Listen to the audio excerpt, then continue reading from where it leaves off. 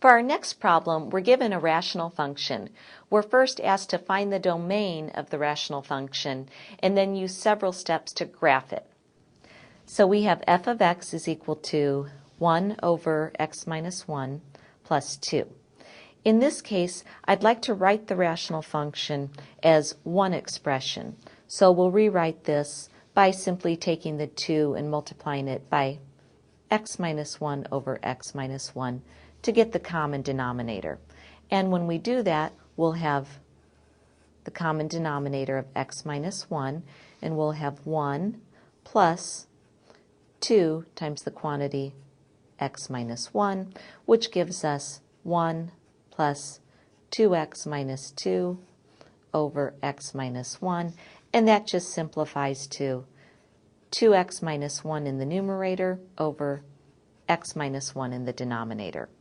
Now that we've written it as one rational expression, we can say that the domain of this function consists of all real numbers except any value that would make the 0 in the denominator. So if we let x equal 1, we can see that the denominator would be 0.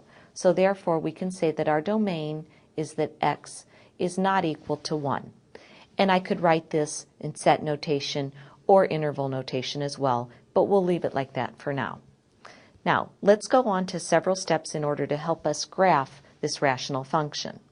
The first step is to determine if there is any symmetry. So, in order to determine symmetry, we look at f of negative x. I'm going to substitute negative x right into here. I'll put it in a box so we can refer to it. Into this function. If I substitute negative x in for each x, I'll end up with negative 2x minus 1 in the numerator, and I'll end up with negative x minus 1 in the denominator. We have three possibilities.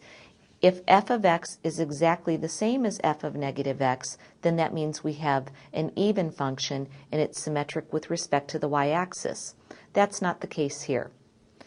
If f of x is exactly the opposite of f of negative x, we have an odd function and the function is symmetric with respect to the origin. If it's the opposite, that means every single term has to be the opposite. So we have a positive 2x in our original function and a negative 2x in f of negative x. However, they both have a minus 1 following them. So it's not the opposite either. So in this case, we have no symmetry and we'll write none. Let's move on to step 2. Step 2 is to find the y-intercept, if there is one. So in order to find the y-intercept, we just let x equal 0. So we're really finding f of 0. Again, I'm going to substitute it into this expression right here. We have 2 times 0 minus 1 over 0 minus 1. And this reduces to positive 1. So we know we have a y-intercept of 1. Next, we'll find the x-intercept or intercepts if there are some.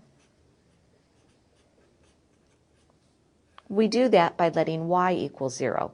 In other words, we let f of x equal 0, and the easiest way to do it is just to set 0 equal to the numerator only of this rational expression.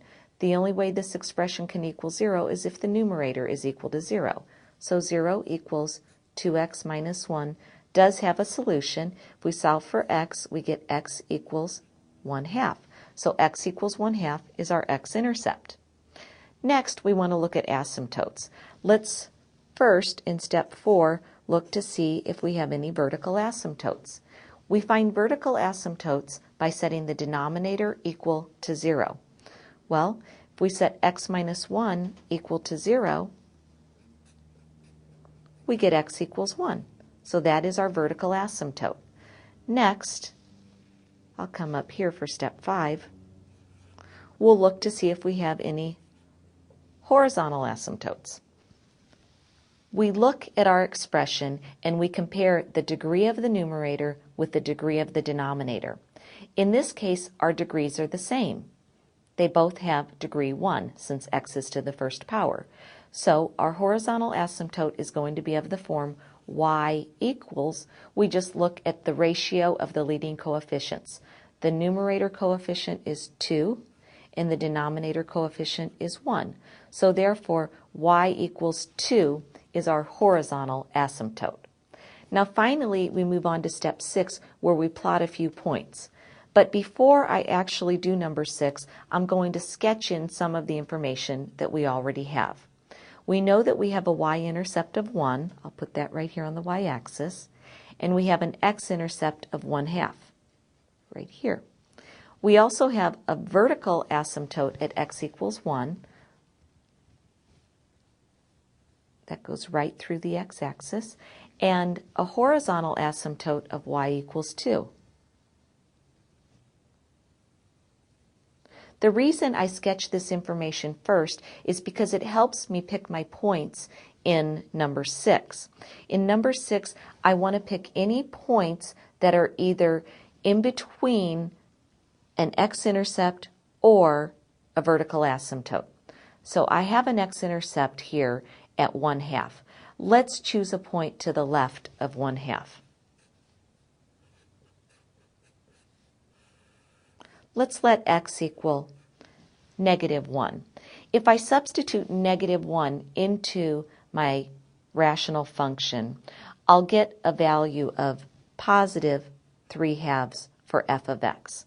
It's just a matter of substituting in -1 and simplifying. So -1 3/2 is a point on my graph. Now let's choose a point between 1/2 and 1. Let's pick, say, 3/4 for x. If I substitute in 3/4 into my rational function, then I'll get the value -2 for f of x. So I'm going to plot that, 3/4, comma, -2. And then finally, let's choose a value to the right of my vertical asymptote. I chose the value 2. When I substitute in 2 in my rational function, I end up with 3 as the function value. So 2, 3 is my function value. Now I'm ready to make my final sketch, remembering that when I make this smooth curve, it always tends toward the asymptotes.